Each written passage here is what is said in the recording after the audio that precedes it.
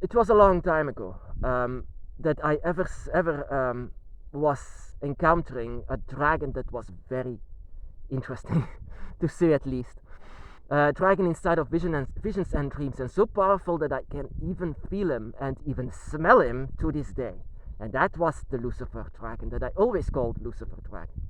All my life they said Lucifer is such a bad soul. He's a liar, he's a deceiver, don't go near him. But everything inside of myself was telling that this was a real dragon. Everything said in my own body said it's safe to go near him. It's safe to go with him. One of the most valuable lessons that I got from my dragon is to always trust your instincts, because a draconic instinct is always correct. Go for your instincts. You know, your humanity is the greatest distraction from your actual instincts. That is why you that you are, if you are ever in doubt, if you don't know what to do, then let your human self sleep. Let it go away for just a while and rely on your draconic instincts. Your instincts are everything. So your draconic instincts always guide you to the way where you have to go. And my draconic instincts inside of that vision, and even now, always tell that it's safe to go near Lucifer. I even gave in. I even had sex with him inside of that dream. And it was beyond magical, that I can say. So a lot of people actually don't want to know about Lucifer. But I actually, if there ever was a dragon in front of me and introduces himself as, for example, Satan, everyone would say, "Oh no, Satan, it's a bad guy. Let him go away." But if he feels correct, then I don't care what humans say anymore. I used to stand back once he introduced himself as Lucifer, but now I learned from him actually to rely on my instincts. For example, there was a moment that my instincts are saying, "Danger, danger, danger," because there was also a dragon in front of me with only one eye. And he had no connection with the dragon whatsoever. I had no connection with him. I was afraid of him. I was afraid of him. Of course, later I came to find out that it was a soul from the void that came out of it and followed me, and so mimicked the dragon, so I would give energy to him.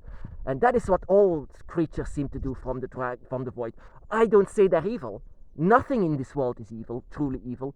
Dark, yes, but in their place you would do the same thing to deceive you. And those are the spirits that you have to be careful for. But if there would be a dragon named Satan and coming before you, and he had 100% the fire of Fafnir inside of himself, and he connects himself with you, then there is no danger. What's the danger? Because everyone in the world, in humanity, says that he is bad.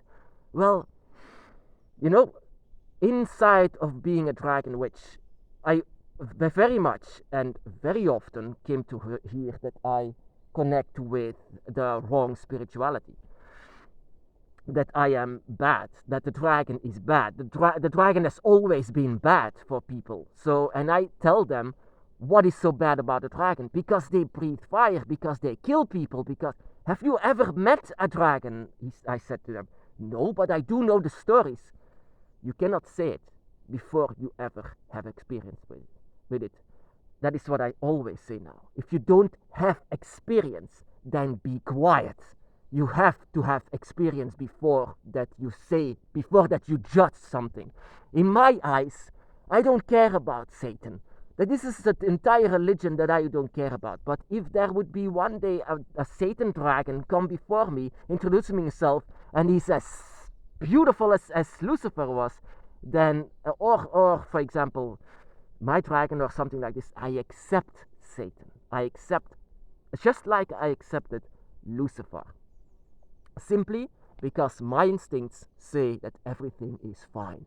My instincts always say the right and correct things. That is why a dragon is black and white together. They are gray. They don't make decisions. They make decisions at the spot because of their instincts.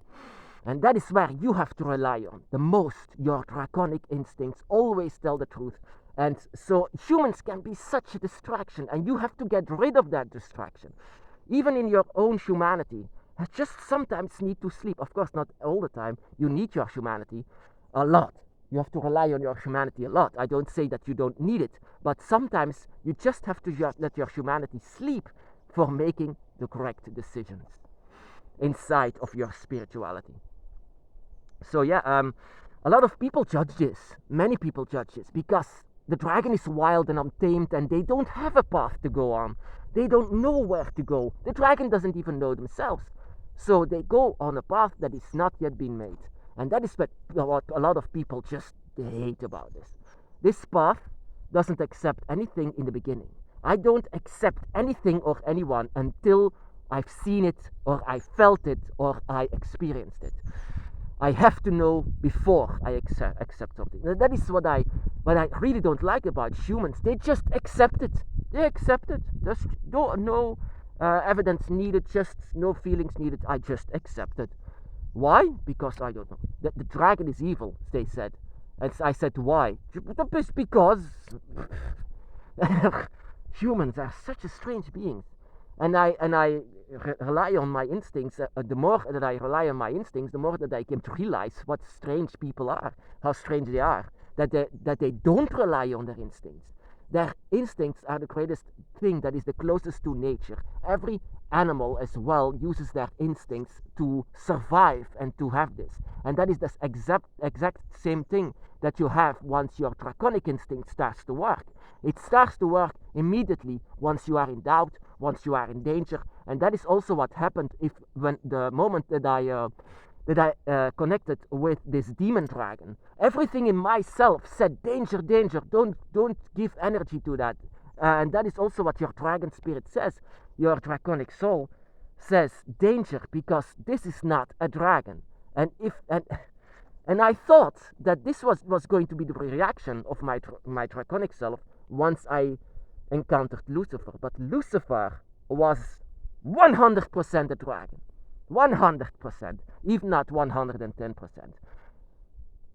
I was in this dream a dragon myself, and we had such an interaction, my brothers and sisters, that I will never forget it. Even to this day, to this moment, I can still smell him. He had an amazing smell all around him. He was all dragon.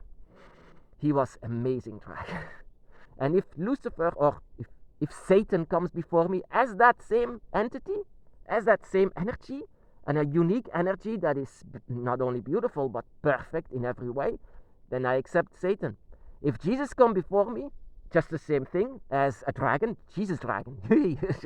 If Jesus comes before me as a dragon, and he's very beautiful, and not only beautiful, doesn't count of only being beautiful, but you have to love it.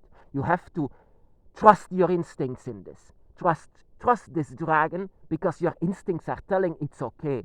And if Jesus comes before me as a dragon, and is also okay, everything says it's okay, then I accept Jesus. If Satan comes before me, just the same thing, I accept Satan.